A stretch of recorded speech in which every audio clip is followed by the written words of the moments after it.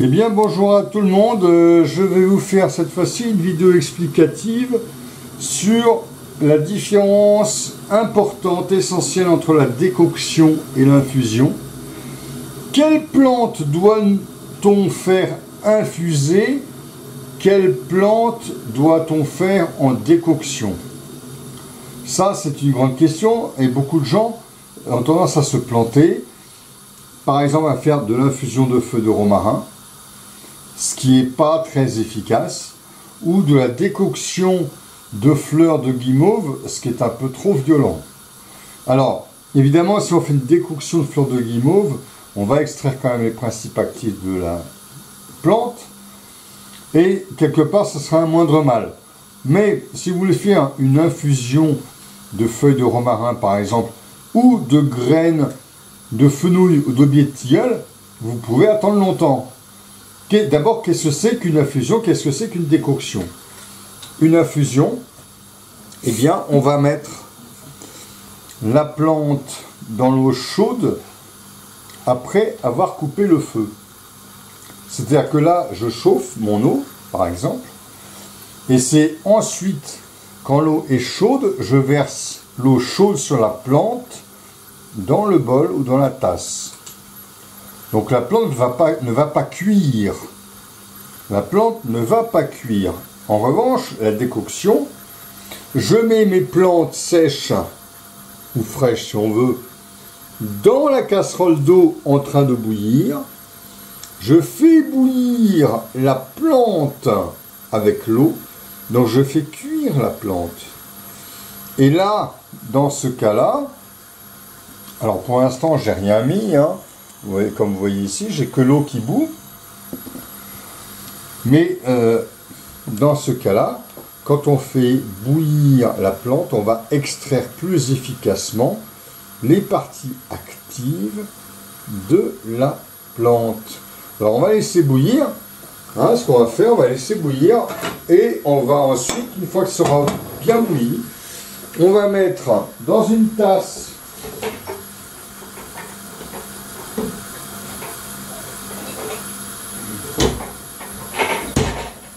on va mettre dans une tasse qu'on voit ici, voilà, une tasse comme ceci. On va mettre notre infusion, notre plante à infuser. Hein. Donc dans cette tasse, on va mettre notre plante à infuser. Et alors, j'ai ici du romarin séché, qu'on voit bien ici. Hein. On va le faire infuser d'une part et on va le faire en décoction d'autre part. Et on va voir la différence entre les deux. Infuser et décocter. Vous allez voir, il n'y a pas photo au niveau de l'efficacité. Hein, alors bien sûr, je vais attendre encore que ça boue bien. Pour l'instant, ce n'est pas encore bien bouillant, mais ça ne saurait tarder. Je vais essayer d'éliminer un petit truc qui n'a rien à y faire. Hop.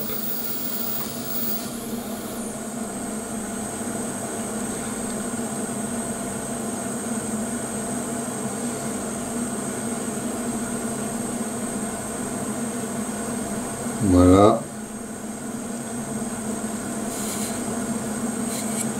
Voilà.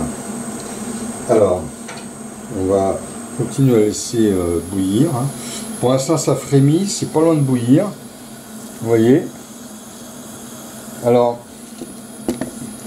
les infusions et les décoctions. En décoction, on va plutôt faire en décoction les plantes qui ont des parties dures, des écorces, des feuilles dures, des aiguilles, des graines, des racines. Ça sera plus efficace en décoction, parce qu'il faut appliquer une chaleur plus puissante pour extraire les parties actives de la plante. Et ensuite, en infusion, on va plutôt utiliser les parties molles de plantes.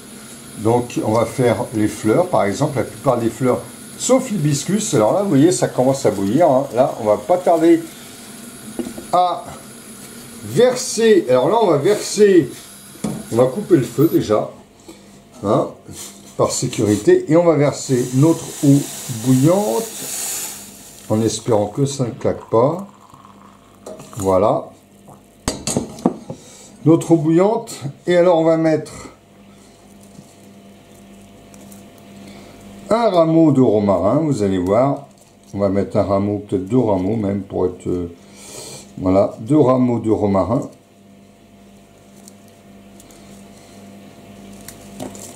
Dans notre eau bouillante. Voilà ici nos 2 rameaux de romarin comme on voit ici. On va les laisser infuser hein, tranquillement. Et puis on va mettre 2 autres rameaux de romarin dans... Alors je ne vais pas tricher, hein, on va mettre à peu près la quantité à peu près équivalente. Hein, voilà. Vous voyez. Et là, ça, on va le faire bouillir, cette fois-ci. Donc, en décoction. Alors, on peut partir avec de l'eau froide et mettre les plantes dans l'eau froide, puis faire bouillir. Ou alors, mettre la plante dans l'eau chaude et continuer à faire bouillir. Pour moi, ça n'a pas une grande importance. Alors, donc, je redis pour les plantes à infuser. Les parties de plantes molles, donc les feuilles molles, évidemment, la feuille de romarin, c'est une feuille dure. Hein. C'est une feuille dure, donc c'est pas pareil. Les feuilles molles ou les fleurs molles, excepté l'hibiscus qui, quand il sèche, est relativement dur, où là, il faut plutôt le faire en décoction pour que ça soit efficace. Eh bien, les feuilles molles et les fleurs molles, on va les laisser en infusion. Le thé, par exemple, c'est une feuille molle. La menthe, la verveine, la mélisse, voilà des feuilles relativement molles hein, qu'on peut. Et puis bien sûr les fleurs de coquelicot, la fleur de mauve, la fleur de souci, la fleur de bleuet.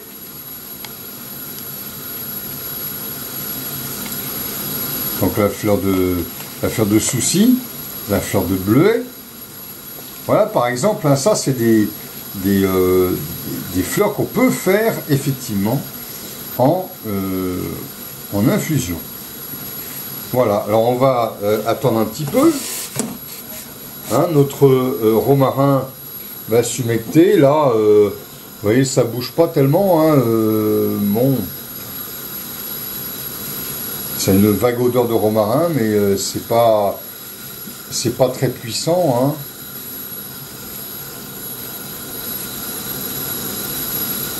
Voilà, l'eau n'a pas tellement changé de couleur. Alors vous allez voir, là, si on fait une décoction, on laisse à peu près, en principe, 10 minutes, un quart d'heure. Hein. Donc, on va se retrouver dans un petit quart d'heure à peu près. Alors voilà la différence entre les deux, vous voyez, au bout de à peu près 10 minutes de décoction, on voit bien la différence. Hein. La décoction, c'est évidemment le liquide qui est jaune clair. Et on voit que l'infusion, l'eau a presque pas changé. Évidemment, le goût s'en ressent. C'est-à-dire que la décoction est beaucoup plus puissante, beaucoup plus de goût que bien sûr l'infusion qu'on voit à gauche. Et donc, vous voyez, pour le romarin et toutes les parties dures de plante, il vaut mieux les faire en décoction. Alors par contre, pour la fleur de mauve, par exemple, ça serait spectaculaire. On mettrait de la fleur de mauve dans de l'eau chaude à infuser. Eh bien, la fleur de mauve va donner sa couleur et au départ, l'infusion sera d'un joli bleu. Donc, ce n'est pas nécessaire, dans ces cas-là, pour la fleur de mauve, de la faire en décoction. Je pense que vous aurez compris le principe et les différences entre les deux, entre décoction et infusion. L'efficacité de la décoction est très intéressante. Pour l'infusion, c'est pareil. Ça peut être très efficace, évidemment. Eh bien, maintenant que vous savez tout sur la manière de faire les infusions et les décoctions, je vous souhaite une bonne santé.